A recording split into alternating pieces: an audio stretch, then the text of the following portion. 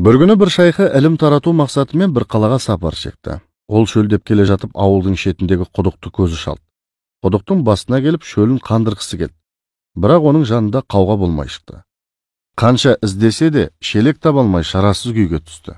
Сол кезде бір қыз келді де шайхыға әдеппен сәлем беріп, "Сіз кімсіз? Қайдан келе жатырсыз?" деп сұрады. Шайхы: "Мен медреседе шәкірттерге дәріс беретін ұстазбын. Шам шаһарына сапар шегіп бара жатыр едім. Жолай қатты шөлдеген соң осы құдыққа бұрылдым. Бірақ су тартатын қауға шелек таппай тұрмын" деді. Қыз сонда құдыққа үңіліп үрлей бастады. Кенеттен құдықтың суы тасып сыртына дейін төгілді. Шайхы да бұл судан ішіп шөлін қандырды. Ол қыз көрсеткен кереметке қайран қалып, "Қарағым, саған Құдай тағала үлкен дәреже берген екен. Қандай ізгі ниетіңнен бұл кереметке қол жеткіздің?" деп сұрады. Сонда қыз: "Мен күн сайын Мұхаммед пайғамбарға салауат айтатын едім. Және бұл әдетімді ешқашан үзген емеспін.